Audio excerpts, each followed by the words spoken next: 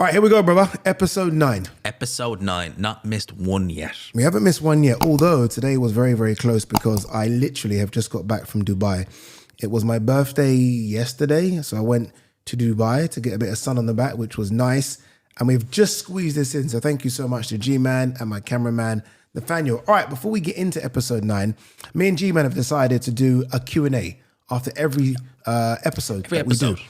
You guys have sent in your questions in your hundreds, both on the Twitter page, the community tab on my YouTube channel, and on Instagram. Now, the questions will be answered on the members section of my YouTube channel. The reason I've done that, people, is because we've got so many ideas that cost quite a bit of this, and we need your support.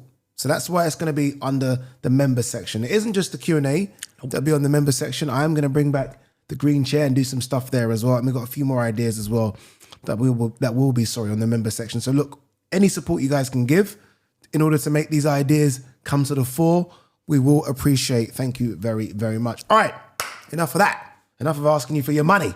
Let's get into this one. Let's start with some very, very sad news. The passing of the great, the hardest hitting heavyweight, a lot of people say of all time, the eldest heavyweight champion of all time, the great George Foreman, has passed away. The great George Foreman, you know, the word legend gets thrown around a lot, but George Foreman, bona fide legend. I woke up on Saturday morning to that news, and it's one of those times you look and you're like, please be fake news.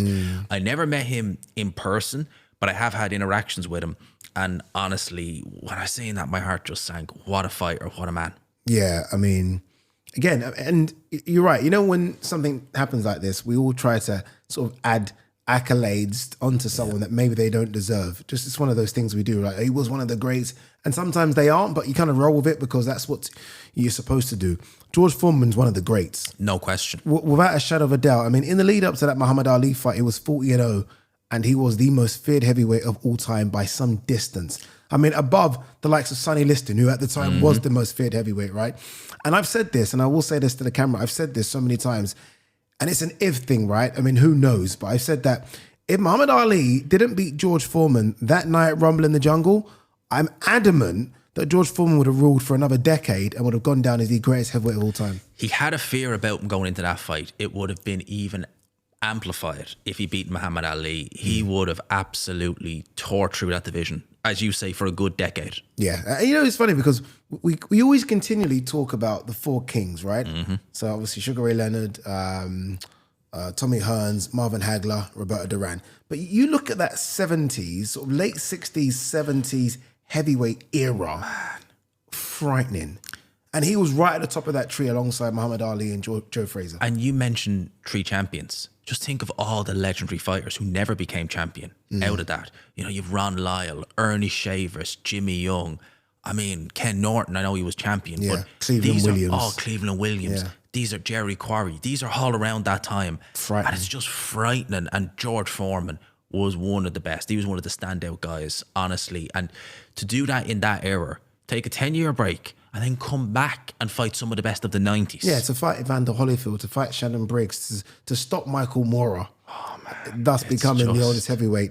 And honestly, it's so sad. And then obviously you've almost got 2 eras of George Foreman. You've got the devastating, scary George Foreman that just was bigger than everyone, and then you've got the guy that. It's funny because I watch it back and he looks like he was in his 60s. He does, doesn't he? But it was only in his 40s when he fought Michael Moore. But you had that version of him, who didn't move as much. But, you know, once he cracked you, he cracked you. And then outside the ring, you had him becoming a pastor. And then I had the Foreman grill. I don't know if you had the Foreman grill. I too. I had the Foreman. Everyone had a Foreman grill. Everyone had a Foreman grill. So he did so much outside the ring as well. So that's why his passing is so sad. But it is what it is, isn't it? I mean, you watch these people and they are going to pass away. So enjoy them now. Enjoy them now. The great thing about George Foreman is we have his fights to look back on. That's the best thing. We can always go back, and we've got George Foreman in the 70s to look back on and the 90s. Imagine how much that defeat affected him. You know, we always talk about that Rumble in the Jungle, but we always talk about it from a Muhammad Ali perspective, right? Because it cemented Muhammad Ali as the greatest ever. But no one really talks about how much mentally that would have affected George? I'm glad you asked that, because I seen a clip of Teddy Atlas. Now, I don't know how recent this was. It was on a little tribute video to George, and he spoke about George Foreman losing a part of himself that night in Zaire. And Teddy Atlas said when he got in that ring that night against Michael Moore, bear in mind, Teddy Atlas was the corner man for Moore, and he said when he seen that George had the same shorts he wore in Zaire, he knew at that time, and he said it, you don't say it to your fighter, you don't show him that, but he knew at that time, he was like, this isn't going to be like what we thought. Yeah. Honestly, such a great guy. Have you seen his movie? I've not seen his movie. I've seen it twice. Seen it. I didn't go and watch it live in the cinema when it came out, but I did watch it a few weeks after. It was amazing. Is it good? It's honestly as good as really Will Smith playing Muhammad Ali. I thought it was. Okay. I didn't really like that Muhammad Ali movie, but I liked this movie. It went from his youth. There's a scene where he's like under a house putting the sewage on him to avoid the cops and the dogs. Wow. Goes through his main career. You see him have a heart-to-heart Muhammad Ali in it. It was amazing. Honestly, I couldn't recommend it enough. I watched it again over the weekend. How do you think, and this is a serious question, people, so don't laugh at it.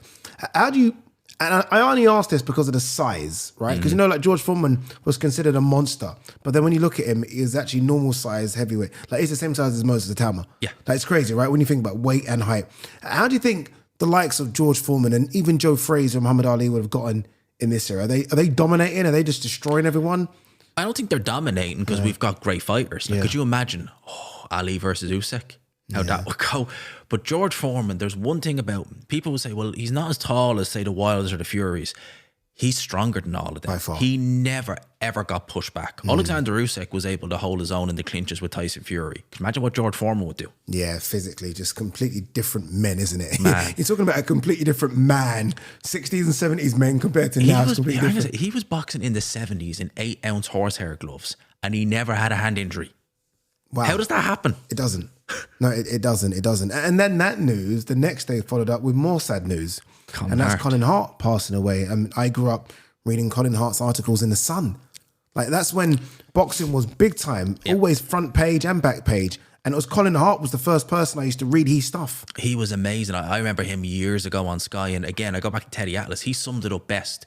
George Foreman is the guy who gives you the memories. Colin Hart is the guy who basically brings them to life on the page. And that's it. We lost a great fighter and one of the best journalists around. I mean, I remember Colin Hart when I was a little boy watching, Lennox Lewis, because I remember him against Mike Tyson. Colin Hart was there on Sky talking about He was one of the, for me growing up, he was one of the only boxing journalists. Or at least he was. One of the only ones that got the respect that the football journalists got. Exactly. Because I used to always read articles from like Henry Winter and Oliver Holt and like, but Colin Hart there as well. It's like Colin Hart competed with those guys. Hart said it. You've seen the Piers Morgan of the world and all that, where Colin Hart. I looked up to him when he was at the Sun and stuff like that. Piers Morgan was completely different, but even he respected him. Different genre of journalism. He was like, no, Colin Hart was the man. Everyone respected him, and even me and you have seen him at events. Yep. I've seen him at plenty of Queensberry's. He has that. Everyone just gives him the nod of approval 100%. when he's there. Dude, I was in a room with him. I'm happy you mentioned that because I was in a room with him and a few other journalists, and Turkey was in the room as well. And I saw the way Turkey gave him his respect. Yeah. Where kind of everyone goes, obviously you bow down to Turkey type thought process. And Colin Hart was there and Turkey made a beeline for him because, again, he knows who he is and what he's done for the sport of boxing. So, yeah, look, very sad news that we lost both George Foreman and Colin Hart, again, back to back, which is crazy. All right, let's get to the boxing. Let's start with the people's main event in Australia, which was Sky Nicholson versus Tiara Brown. You smile. Why are you smiling? I didn't catch it live. Who did? I know. I was in the gym. So I heard she lost and I was like, right, it's close. The Australian judge gave it to Tiara Brown. So I'm like, how crazy was that, by the way? Let's go and have a look. So I went out Saturday night. I went out for a beer. I watched that fight. Surprise. I like a Guinness. There's a Guinness. Or two. Guinness or two. I know I only had a couple. And I watched that fight as soon as I got in and I was like, Sky lost that fight. She lost it. Yeah. There's because people online were saying, oh, no, Sky won it. I was like, no, she lost. Yeah. Simple as. Yeah, it was close. It was close, but it was a style that we haven't seen fight Sky yet, where someone's completely on the front foot and they are going to rush her. And does Sky have the speed and the movement, not just to avoid, but to avoid and throw back? That's what the best do. The best are able to avoid and counter punch and throw back. Like there was all this weird comparison, like, yeah, but Floyd runs. I'm like, no, he doesn't. You watch him, he's on the back foot, but he's throwing back, he's firing back. Exactly. And watching that fight, Sky was unable to throw back whilst Tiara Brown was pushing her. That's why the rounds were close. Because Tiara wasn't really landing much either. No. But Sky wasn't throwing much when on the back foot. And even then, she seemed knackered by the end of it. Yeah. Sky did. So you're looking at that and you're thinking, oh my God, like the blueprint is almost there. Like even though it was close, it was very close. People know, all right, I put it on her. She's just she can't do anything. Yeah. She can only throw so many shots. She can't hurt me and she gets a bit tired. Yeah, I wonder now if it's back to the drawing board is maybe too strong, but because now we've seen, as you say, the blueprint to beat you, I wonder now if there's a change up in style. Look, why change a style that's working? Exactly. Sky had it was working, she was beating people without even getting hit. Now all of a sudden you're on the back foot and you are getting tagged a bit, you don't like it, maybe you do need to work on the inside game, which was non-existent. Oh, no, non-existent. I mean, that was... And that counter-punching on the back foot. Counter-punch on the back foot. And look, inside fighting is a big part of women's boxing. Massive. You need an inside game. If you don't have that, when you have someone like Tiara Brown on you, you know what it made me think about? You know, Sky's been calling that Serrano a lot. Ooh. Oh. Yeah. Dude, as I was watching that start, I was thinking, if Serrano has anything left, and she does, lows left. That's now a nightmare scenario for you. If you're Sky Nicholson, Serrano is going to put it on you from the beginning. And she is not going to let off. 2-minute rounds. Serrano's fought 3-minute rounds. She's done it a few times now. 12 rounds. Yeah, she's done 3-minute, 12 rounds and does not get tired. Nope. Give her 10-2s against you. Good luck. Oh man, that was honestly, Sky should be actually looking back and saying, "Thank God she didn't. We never got that fight." Maybe. I think they're going to have a rematch though. I think they will. I think, although Tiara Brown, there's no rematch clause in the contract. I think we'd see where's it again. Tiara going next? Yeah, exactly. That's the thing. Tiara's 35, 36, I think. If you're Tiara, this is your first big standout event. I know she's been doing good things on OTX. I know those guys well. Good luck to them. But in terms of a mega push, this was it. Oh yeah. This is the first time you had that mega push. So why not run it back? You beat her once, you think you can beat her again. And she can do it in And America you're going to get this a bit more of this as well. You're the champion. George Kambosos. Oh, how he beat Teofimo Lopez is beyond me. Yeah, that's the thing, honestly, I don't want to sound bad, but he has not impressed me since then. And this was no different. He fought a guy on 6 days' notice. And he was getting tagged up. Yeah, you're right. Every time you know what I like about him though? He's lived off that. You know, like when we say Otto Bonnet lived off the Fury. He really has. But George Kambosos has lived off that. I mean, the thing about it, he's fought Devin Haney twice and got beat easily in both. Loma kind of embarrassed him. Maxie Hughes beat him. Maxie Hughes beat him. He beat him. Maxie Hughes beat him. Yes. And all of a sudden, he's still around. He speaks well. And now he's going to get a world title shot against Richardson Hitchens. I mean, when does it end? The Lopez fight was 4 years ago. Like, he's maximized every opportunity given to him. And he's still there. Did you think he won? Oh, I did think he won. Cool. There was no issue of him winning the fight. It was just a performance. It was just a performance. Yeah. Like he turned a fight that really should have been a fairly comprehensive win for Kambosos, a guy on very short notice in Jake Wiley, and he made this fight very competitive. He hit Jake Wiley so many times, and he never even looked. And Jake Wiley's been stopped. I think Wiley looks a bit bigger. He looked way bigger. He looked That's one physically thing I noticed. bigger, didn't he? It's like I know it's weird. It's only 5 pounds. Yeah, Kambosos, but all of a sudden 5 pounds looks like a big jump. It looked like a welterweight against a lightweight. It did. It really did in there, and it showed because who was the only person who was noticeably not wobbled but felt the weight of the shots? It was Kambosos. Exactly. It was Kambosos. I will say this though, on a positive for Matchroom, it's good to have these Australian cards. I like them. I think it's good. I think I've always said that boxing's a worldwide sport. Exactly. Like we've grown up and it's really been predominantly in the UK and the US. That's where it's been. All of a sudden now you get the shows in Riyadh, you're getting the shows in Asia because of Inoue, predominantly Nakatani, etc. And now with the amount of Australians there is, and New Zealand boxes, Samoan boxes, you're getting loads of shows down under as well. I like it down there as well. I think it's good. I think good it's atmosphere good. Too. It really is. They love it. They love it down there. All right, that's the Australian card done. Loads more to talk about that. We'll do it on our own separate channels a bit later. Let's talk about Fundora. The Towering Inferno. Great name. It suits him. Dude. I seen a stat, the Ring Magazine showed it, right? The 5 tallest champions in boxing, 4 of them, right, are between cruiser and heavyweight. Fundora's number 1. He's 155 pounds, or 4-pounder. 6'5.5". 6'5.5". How? No. 6'5.5" that can fight inside. And can fight inside. How does that? Like, but then throws with mean intentions at range. There are times where Chordell Booker looks like he's out of range. Yeah. And he's like, how have I just been hit with that? And then he's like, okay, because if you are Booker and you are his training team, you're like, okay, what we're going to do is try and get inside that jab, get to his body and start working. Exactly. He did that. And Sebastian was like, okay, I don't mind planning this full house. And I know what I'm doing here. His shots. Mate. He's going to be hard to beat. Very hard to beat. Dude. And now I think after he had that knockout loss a couple of years ago, it did hamper him. The fact that he was able to go in there against Tim Tszyu, rough him up, beat him, cut him, I could see it in him on Saturday night. His confidence had gone through the roof. This is a controversial thing to say because it's a weight class that still does have Terence Crawford in it. Still, he's number one in that division. Yeah, he's number one in that division. No, he is. He is. He absolutely is. Yeah, I know there's talk about Jamel Charlo coming, and I love me some Virgil Ortiz. I think he's fantastic as well. There's unbeaten kids like Xander Zayas, who's his mandatory now.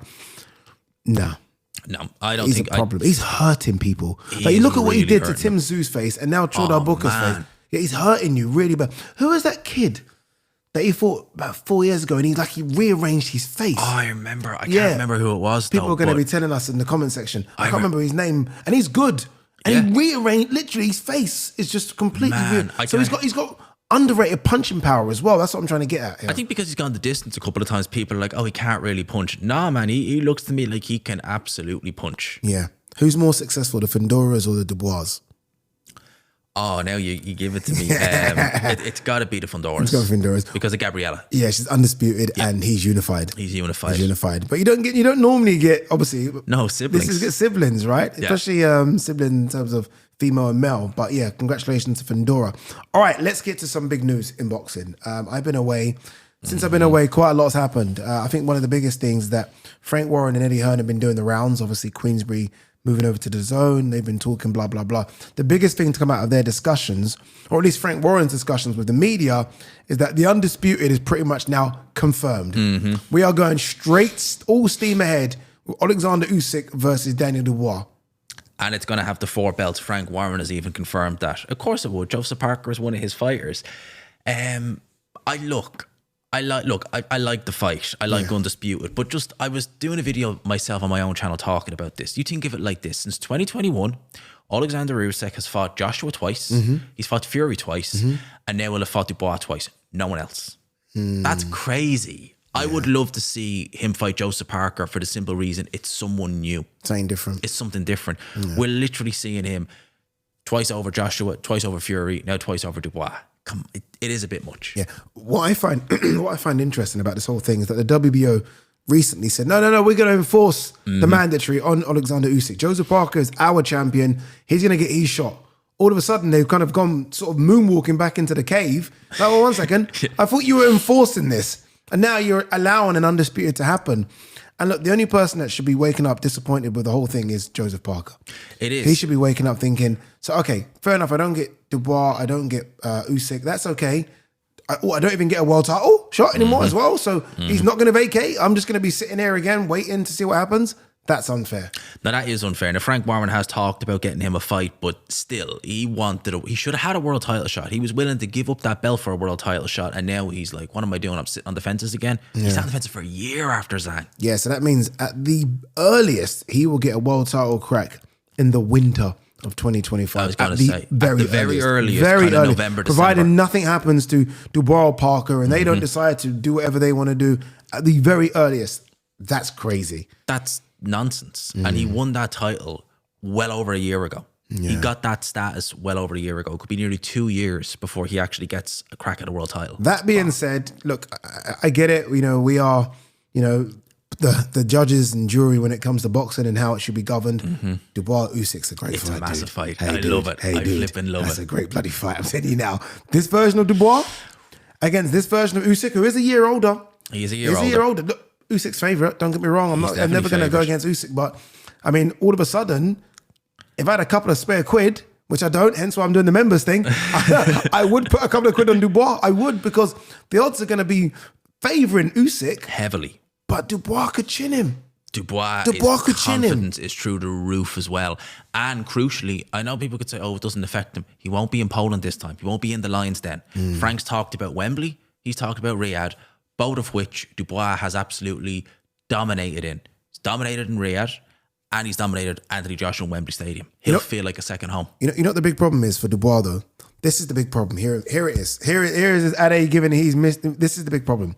Dubois' best run of results have been when he's active. Yes. Fighting once every 4 months, once every 5 months. By the time this rolls round and we're hearing around July, August, be nearly a year out of the ring. Exactly. Nearly a year. Exactly. Which isn't great for Dubois. No. Again, Dubois' best work is when he's been fighting every 4 or 5 months. Yeah, he fought Usyk in August, and December he's fighting Miller. 6 months later he's fighting Hrgovic. A few months later he's fighting Joshua. Yes. So it's just going from strength to strength to strength. Now it's like, stop. Yes. So how will that affect him? And especially ring rust, stuff like that. Alexander Usyk, he's been pretty much fighting yearly. Yeah, so he's used to this. And Alexander Usyk fought in December. Exactly. December just gone. So December to July, August isn't as bad. 7 months. And for that, for the age, you want to maybe sort of heal up a little bit. He's had 2 grueling fights with Tyson Fury. He'll need to heal up. Yeah. Well, Dubois not really. Against Hrgovic, maybe a little bit, but against Joshua, he took no punishment. So, he should be in theory good. Where should it be? Wembley Stadium or Riyadh? Those are the only 2 options. They're the only 2 options. Wembley Stadium. I want to see it Wembley Stadium. Wembley Stadium. I do. Yeah. I just think Alexander Usyk, Daniel Dubois, Wembley Stadium, undisputed. The UK having an undisputed fight. That means we don't UK. get Fury AJ this year then. I don't think we get back to back. I don't think we get 2 events at Wembley Stadium this year. But could we see it at a different stadium? Does it have to be Wembley Stadium? Yeah. You think really? Yeah. No, 2 Brits. It has to be at the National Stadium. It has to be at the National Stadium. It just has. It has to be the biggest stadium possible. They can't go to Wells. Can't be at the Principality. No, they can't go Tottenham Hotspur. Tottenham's too small. I can't believe I'm saying that, but it's too small. Old Trafford is Fury territory. Yep, you can't go. Yeah. Yeah. So what do you do? That's a good point. Yeah. Then where do you do Dubois versus Usyk? You'd have to do it in Riyadh then. But that's still good. We get a Riyadh season card. We love him over there. Yeah. So Riyadh season has had one undisputed heavyweight title fight, and it's been the place to go for these rematches. Not Hunter, what's his name? Beterbiev, Bivol. Yeah. There you go. This will go a long way to show us just how big Daniel Dubois is. Say it is Wembley. Let's just play this game. It's Wembley Stadium. Yeah. This will go a long way. Is he that guy? This will tell us, because now you're talking. Okay, has the baton well and truly been passed to you? Like, because Fury and AJ have been the flag bearers for not just heavyweight boxing, British boxing in general. Right? In world boxing. Yeah, world boxing. They are now at the very end, if not done, right? Because we don't know what's going on. Is Dubois that guy? Is he that guy? It's hard to say. Imagine he chins Usyk. Oh my God. Could you, could you actually imagine that? No. I mean, I'm seriously thinking if he was to hypothetically chin Usyk, Anthony Joshua Dubois' record next time Daniel Dubois fights, that's getting broken at Wembley Stadium. Yeah. That is literally genuinely getting broken. Yeah. Dude, if he were to beat Usyk, and I know we're jumping here, people, but this is what we can do on this show. That run of Miller, Hrgovic, AJ, Usyk. I mean, you're not touching that. You ain't touching that. You're not touching that. There's not a heavyweight of this era apart from Usyk that's touching that. There are heavyweights who can try, but they ain't going to succeed. You ain't touching that. That's a joke. Being an underdog in all of them. In all of them. Every one of them underdog. He was an underdog. And by the way, if he were to, he's holding every single belt. He's undisputed. Mr. Daniel Dubois, who everyone accused of quitting and doesn't have the minerals for the sport, is now fighting for the undisputed and has a chance to become the undisputed heavyweight world champion. It was 5 years ago nearly he quit against Joe Joyce. Imagine 5 years later saying that. Dude, it was going 2 years ago. It'll be again. 2 years ago where some say he quit against Usyk. Yeah. Honestly. Incredible. Who does Parker fight? Moving away from it all very quickly. Who does Parker fight? That's such a hard one. Because I seen an interview with Eddie and Frank, and Eddie was kind of a little bit, on the idea. He was mentioning Daniel Dubois or Tyson Fury. Joseph Parker, it was a real, he's there too. Joseph Parker's not obliged to fight anybody good, but I'd love to see him with Caballel. Okay. I'd love it. I think the two number ones. It's not a money fight. It's not a money fight. That's the only problem. You and I are very, unless it could be co-main. It could be co-main, but it's not a butt in your seat fight. No. Co-main event fight. I love it. So we are the small hardcore minority. Mm-hmm. We love it, but does that draw in the casuals for Joseph Parker? No, because co-main events on these Riyadh shows are normally a fight that could rival the main event. And while that on paper could rival the main event for the casual audience, it just doesn't. If Bakoli smashes a Jagba, could they run it back? Like, okay, you fight me now on a 10-week fight camp. Has the damage been done? Because the casuals would just look at he already knocked him out before. Yeah, they won't understand. Yeah, they won't understand the fact that he literally had no training. He literally landed the same day. Yeah. I would say if we could explain it properly, but the damage might already have been done. It's crazy, isn't it? Lost it's crazy that. This is weird then. It shows that as much as we applaud the heavyweight landscape, there aren't that many fighters in it. The fact that we're scratching our head as to who Joseph Parker can fight next, and it means something. And remember we just spoke about George Foreman and who was in that 70s era. Who is he fighting? I would do the winner of Hrgovic Joyce, especially if it's Joe Joyce. Okay. Because at least you've got history there. I was going to say, I like the idea of it, especially if it's Hrgovic, but okay. Well, either way. The history there. Yeah. Parker revenge. He's always wanting to avenge these rematches, well, there you go. You know what it is? There's guys just below the top 6 or 7 that make interesting fights that are not quite there yet. Fabio Wardley. No, Fabio Wardley, Moses Helma. Those kind of guys that it's not quite there where you're like, okay, this is a serious thing. Exactly. You'd love to pull the trigger on them, but they're just that fight or two away, and that's the problem. That is the problem. This isn't a problem, but some people are viewing it as a problem. Derek Chisora has now been mandated as the IBF guy. So he's in line to fight, I guess, the winner of Dubois versus Usyk, or Dubois, right? I'm going to chuck this to you. When he lost to Tyson Fury in that trilogy fight, if someone had said to you 2.5 years later he'd be IBF mandatory, you'd laugh. Yeah. You would literally laugh. Yeah. That's how good the turnaround has been. I can't believe he has so much left in the tank, but he's IBF mandatory after beating Nada Valane. Really? Dude, if I were to have told you that 2.5 years ago, when Joe Joyce smashed Joseph Parker to bits in that final round to the point where they stopped the fight. If I was to tell you, okay, no, Joseph Parker in 2.5 years, trust me, is going to be literally kicking the door down for a world title fight, you'd have said, get the hell out of here. It's weird. The heavyweight division allows you to have a rerun.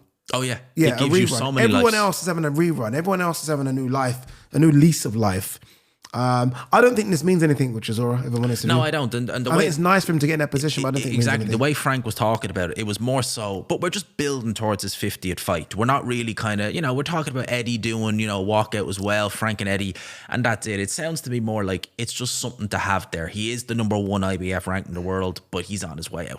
Yeah, he fights Dillian White. He fights Dillian White. I'm now I totally agree. convinced with Dillian White having pulled out, what is it, a finger injury or whatever it was.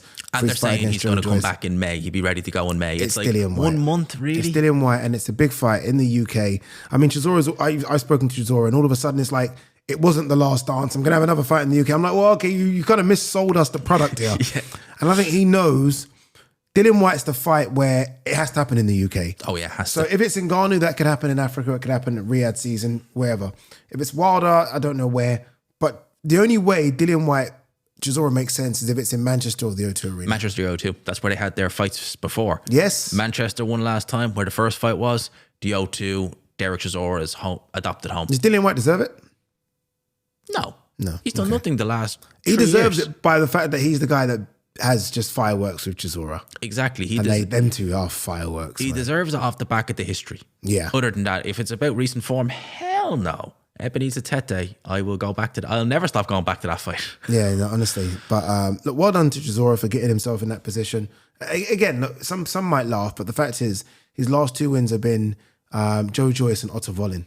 You can't complain You with can't that. complain, and he, bashed up Otto Wallin. He really That was bashed up embarrassing Otto for Wallin. Otto Wallin. Otto Wallin's considering retirement, and he put down Joe Joyce and made that comfortable in the end. And he put down Otto Wallin. Fury and Joshua couldn't even do that. It's a good shout. It's a good shout. It's a good shout. All right, let's focus on the fights this weekend. Yes. We do have the rematch, Sandy Ryan versus Michaela Meyer. In fact, before we touch on that, because we are going to talk about female boxing, MVP. Remember we said it on the Yes, last show? we did. We said MVP that. is going to start hoovering up all this female talent, and all of a sudden, Dina Torsland, Ramla Ali, and a couple more as well. A couple more. There was 4 in total, Yeah, there was I think. 4 in total. He's now decided, okay, if I can't make inroads into male boxing in terms of signing high-level males, I'm just going to eat up all the females. Yep, he's made wonders in Amanda Serrano's career. Yeah.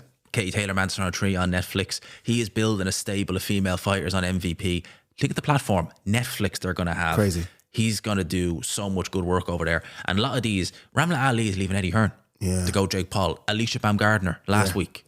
was with Eddie. There you as go. well. And I think because he's now said this is going to be an all-female fight card, you need to find the females. Exactly. It's all well and good saying that, but where are the top females you're going to get? And now I think with some of these opponents, I wouldn't be surprised as well. There's a few. Who's that girl that fought on the Australian card? Who beat Nia Hughes. I know the girl. Yeah. And she looked good as well. And I think she wants to fight Dina Torsland. So there's a lot of, I think there's a lot of wheels in motion behind the scenes as to who fights who.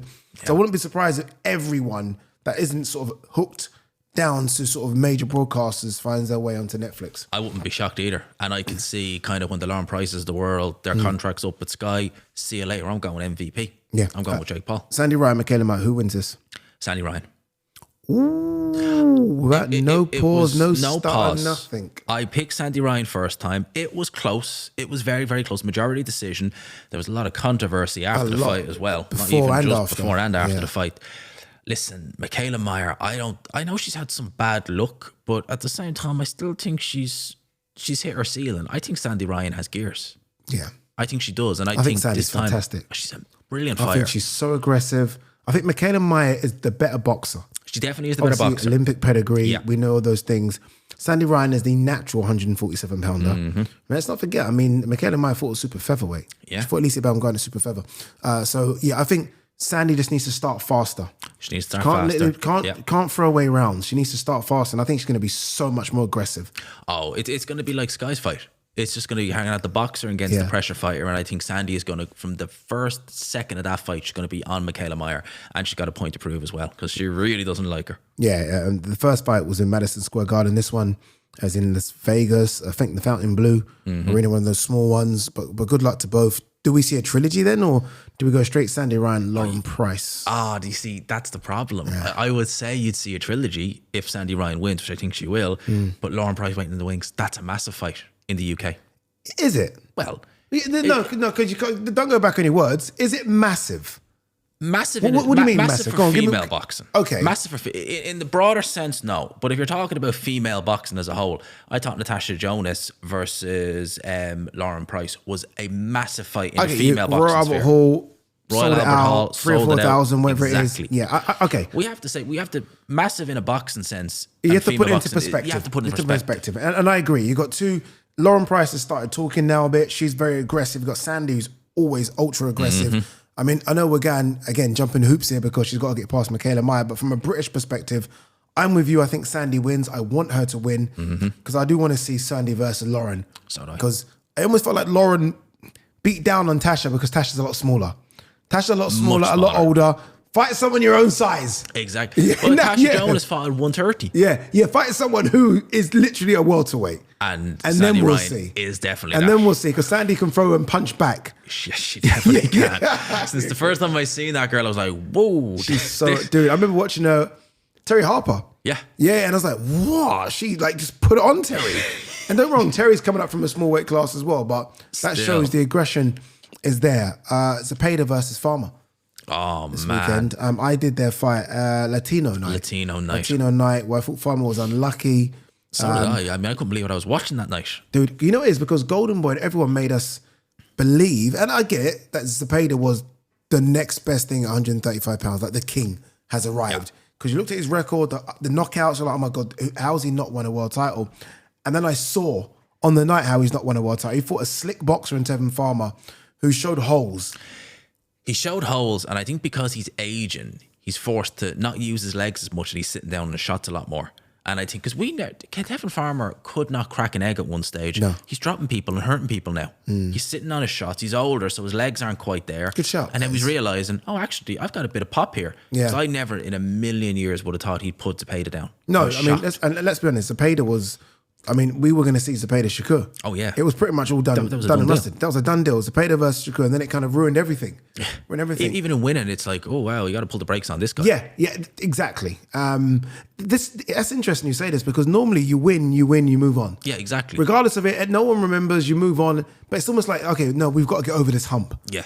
And I think it's a mistake, a big mistake for Farmer to agree to fight him in Mexico. That was the one thing. Are you crazy? That was the one thing I was like, if you do the rematch, don't do it in Mexico. You do it in Mexico, I mean, it's your funeral. Yeah, you thought it was going to be difficult in Saudi Arabia or wherever it might be, in New York, wherever. You're going to his backyard. Yeah, any chance I gave Farmer is gone now. Yeah, it's gone.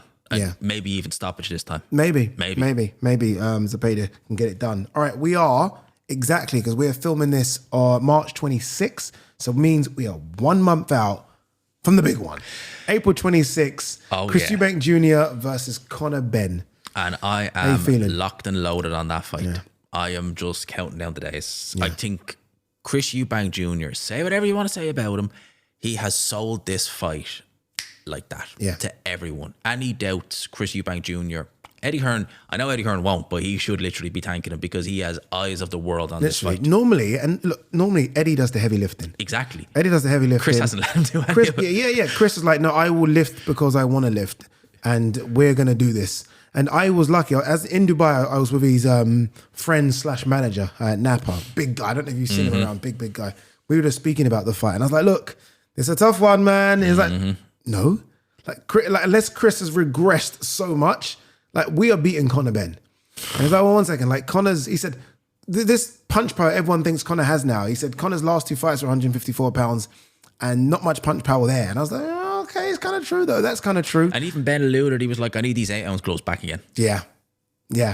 I can't wait for it. And again, and I keep saying this, I can't believe we're not getting into the undercard. And maybe it's down to us to talk about the undercard fights, because I think some of those undercard fights are going so severely under the radar. And they weren't at the kickoff press conference. They should have. Vidal Riley versus Chev Clark is a cracking fight. Especially considering Chev's coming off that defeat. His first defeat, and Vidal's been wanting a big fight. It looked like he was there for Isaac Chamberlain, and that kind of got pulled in the last second. And this is an even better fight. Better and harder. And much harder. Chamberlain is a good slick boxer, but he's not the biggest, not the hardest hitter. Chev Clark is huge. Chev is strong. Man. And he's almost hidden away since that defeat to the French guy, Mosquera, I believe his name is. He's almost vanished. Yeah. Which to me is almost like he's now gone into his own little wilderness. And like because Chev knows as well. Chev's not, mid-20s, late 20s. Chev's mid-30s. Yeah. So this is, I hate saying this is it, because fighters do go on for longer. But this is it in terms of where Chev wants to be. Exactly. Chev, British champion. You can't lose to Vidal Riley.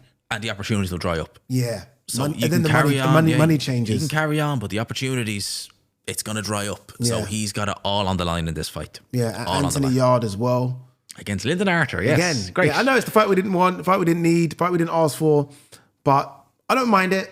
I just want to see Yard fight, because I'm kind of getting tired of the gaps and then the big drops. Well, opponent. I mean, like, it's his last fight shouldn't have been as hard as it was. Yeah. Although saying that, maybe that guy is just better than we think. Yeah. We kind of know what we're going to get with Lyndon Arthur, but if there is, we're talking about regression in Arthur. How do we know Anthony Yard's not regressed? We don't. Exactly. We don't. We'll know. We'll see in this fight. Do we? Is it done now then? The Boatsy Yard thing, is that now done? Or regardless of, or do we as fight fans need to stop caring about the fucking O? Yes, someone's lost, but he lost to Callum Smith. No shame in that. Callum's a killer. Yeah. Massive at the weight as well. Do we just go Anthony Yard, Boatsy, or is it lost something? Because I was saying before that could have done the O2 Arena. Oh yeah. Now? Copper box. Oh man. I think so. Maybe. That means it's regressed to the point where it's like a third of what it once was. It kind of feels like that. It kind of felt like that. If you'd said to me Willie Hutchinson versus Anthony Yard before he fought Boatsy, I would have said that's a cracking fight. That could do, maybe an O2. And I'm like, yeah, that does cop box now as well. I think that it's lost that little bit of something. But it's not just Joshua Boatsy's fault. Anthony Yard's done nothing the last 2 years. Yeah. He's not helped his name grow. Be like, Anthony Yard, who's he? Oh yeah, he fought Paterbia. What's he done lately? Oh, nothing. Yeah, It's a shame. Both of them. It's a shame. I almost feel... You got to strike while the iron's hot. Exactly. And there is that. And 12 months ago, the iron was red hot. Door. Both of these kids have opened the door to Benavidez Morale. Because it literally was Bivol Beterbiev, then it was the Brits. Yeah. And now all of a sudden it's Bivol Beterbiev and then two monsters in America. A Mexican and a Cuban. That you've opened the door. You do not want that. You don't want that one. That's a bad combination, especially for British fighters. It's like, oh, come on, please. Help us out here. Yeah. Why have you opened the door to those? So look, I still want to see it. I think if Boatsy was potentially a British fight of the year against Callum Smith. Yeah. There's no shame in that. And it was a great fight. So there always will be a loser. but there shouldn't be because it was so good. So if Yard can sort of clean the pipes of Lyndon Arthur, I think you still go straight to it in the summer. I think so. I think you just do it. I think so. I think so. You do. All right, let's end on a bit of nonsense. And it is a bit of nonsense. Jake Paul the other day disrespecting my guy Anthony Joshua. I don't mind the call out, even though the call out was stupid. And it was stupid, Jake Paul. But it's the way in which he disrespected him. He's stiff, he's chinny, I'm like, okay. But maybe it worked because like he was chatting so much shit, he got about 1 million retweets. And so maybe whatever he did worked. If he wanted to get noticed and get his name out there, then he's done that. If by some bizarre, unbelievable, I don't even want to say turn of fortune because it's not that, they did fight. It's just a case of whenever Joshua throws his first jab, the fight's over.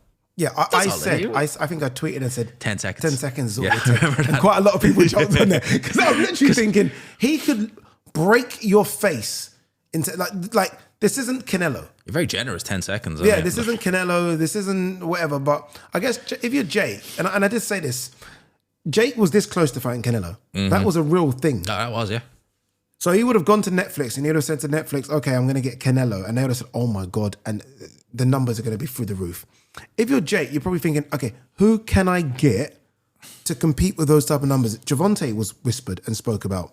I know that for a fact. Gervonta was spoken about. I think Gervonta was going to weigh 150, 160, wherever he walks around at. Oh my God. So that would have done mad numbers. That would have done crazy numbers. Who else is there?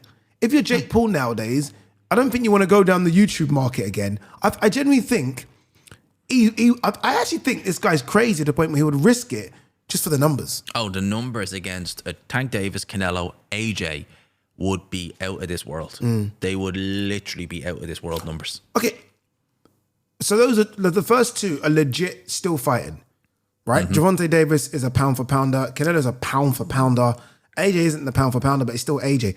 Who could he fight then? Because he clearly wants to fight known people. Like who could Jake fight? And because the retired fighters, I think that's done. I think the retired circuit might be done. I think that's done. I mean, like if you look at I was going to say Beterbiev, but he wouldn't put the numbers in the seats, would he? And he would absolutely, that would be this is the ugly. problem. The risk reward for oh my God. I'd rather him fight AJ. Yeah, I would. I'd rather him fight AJ. Because AJ would play around with him and it'll be hard. Yeah, but Beterbiev doesn't play around. Doesn't play around. That's not in his game. He doesn't know the meaning of the word play around. He would take your effing head off. And then there's no big names. I mean, Usek has talked about a bit of a gimmick. There aren't that many big names, are there? You look at the cruiserweight landscape. Jarpataya couldn't play around, doesn't play around either. Play around. And would he do the numbers to be like, yeah, but who the hell is this guy? No one in light heavy. Dimitri Bivol? I thought about that maybe, because Bivol you think maybe would. And Bivol wouldn't, doesn't hurt you. No, he's not going to hurt you. He'll F you up big time. Yeah, but is that a big enough name? I don't know. Off the base anyway, look, that's enough. We've spoken for 2 minutes on Jake Paul. Let's end it. Yeah, let's choose to be that done. long. I'm done. Too long. Yeah, I'm done. Guys, there you go. Thank you so much for watching this episode 9. We are starting to get them. We're double digits next episode. Them. We are the biggest, without doubt, the biggest boxing podcast on planet Earth. Everyone's up in their game because of us. Yes. Maybe as big as Ariel and Ade. Yeah. We got a plug on Ariel and Ade. We got a plug on the show. We certainly got a plug. But guys, do me a favor as always. Again, the members thing, just to clear it up now, because maybe we're starting them through, because I was very nervous to ask for your money. But we have got so many ideas, so many things we want to do. We actually filmed something the other day, which we want to put out as well. And it's just, taking a while to get put out. But these things that we want to do cost a bit of that. They do. And we're more than happy to put the money in ourselves, but there's so much we want to do. So we do need your support as well to get those things out. So look, we are going to film the Q&A live, Q&A right now, and that will go out on the members channel. So please support if you can. Go to Gman's channel, subscribe on that. If you haven't subscribed to mine, I don't know what you're doing, if I'm honest with you, because I am one of the best out here now, people. I'm one of the best out here. And if you do need a cameraman, and I mean this is genuine. If you're out there and you do need a cameraman, Nathaniel is my cameraman. He's been with me for years. The best in the business. Not one of the best, the best. The link to his Instagram is in my description. So go to the Instagram, follow him, send him a DM. If you need him, just say Ade sent you, and I'm sure he'll help you. All right, guys, girls, peace and love. Peace.